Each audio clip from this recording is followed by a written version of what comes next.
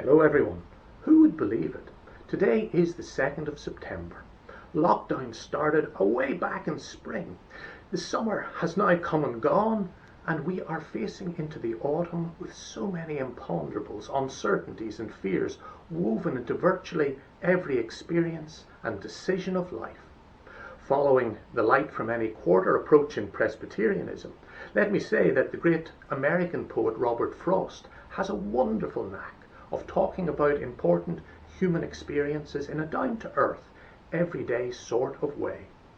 In a poem called The Road Not Taken, he explores how making decisions can have big implications.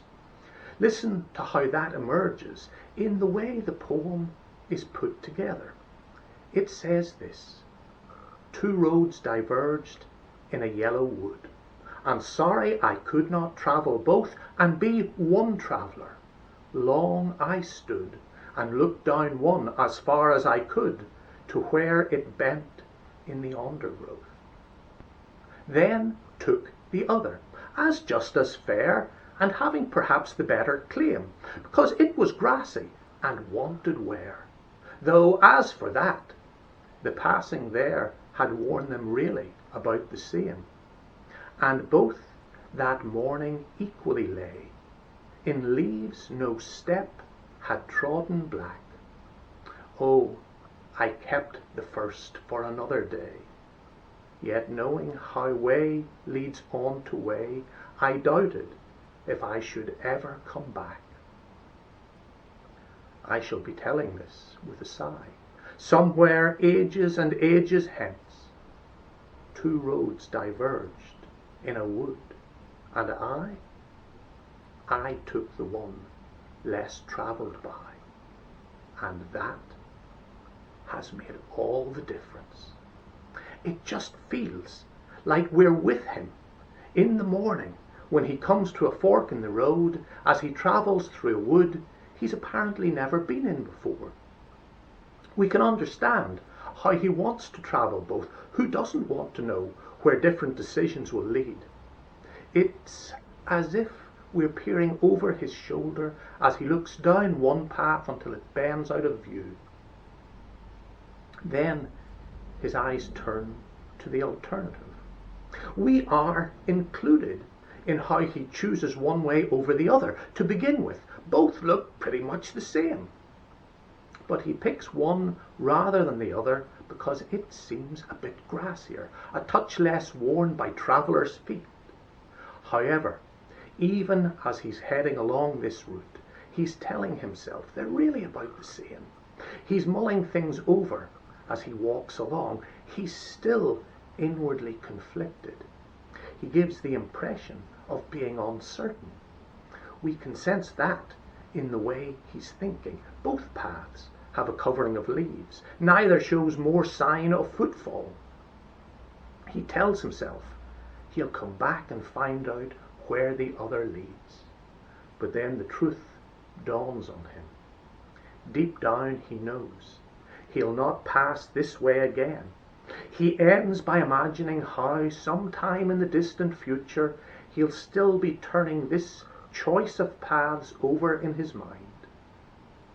That he imagines he'll sigh even then seems to indicate he'll never be absolutely certain he made the right decision. There'll always be the wondering at where the other path would have led. But in the end, at least he decides he has chosen the road less travelled. And that, for him, made all the difference. Though how, we are not told. For better, for worse, we do not know. All we are left with is the fading impression of someone who tried not to follow the crowd, but went his own way. At the deepest level, the poem is about the mystery of decision making. It's about how we can never quite step into the same river twice because the water is continually flowing on. It's about how everything is constantly changing. It's about how no two situations are exactly the same. It's about how even if we go back to the same point on the riverbank, to the same fork in the road, we can't go back.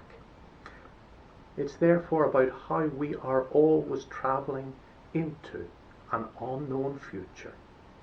Now, whether you make decisions easily or whether you endlessly agonize over them, I hope that on your journey and in all of your decision making, you have encountered God along the way and are following Jesus as the way. Out of that hope, I hope that as you look back at how way has led on to way for you, you can see how you have grown in faith, grace, mercy, compassion, generosity, fairness, justice, understanding, and kindness. Looking to this week in church, note that the glass porch will be open between 10 and 11 this Saturday morning for you to drop off contributions to church funds if you so wish.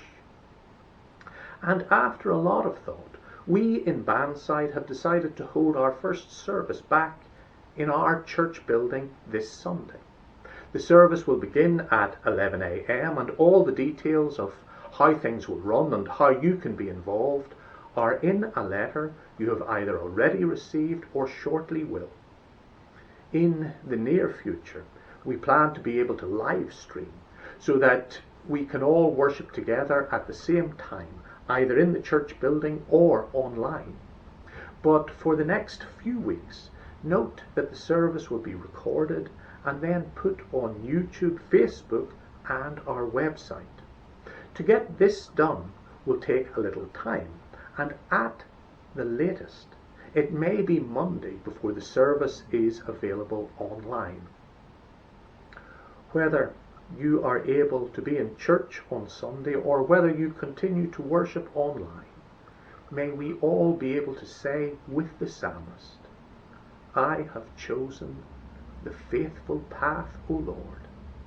May your hand be ready to help, for I have chosen your ways.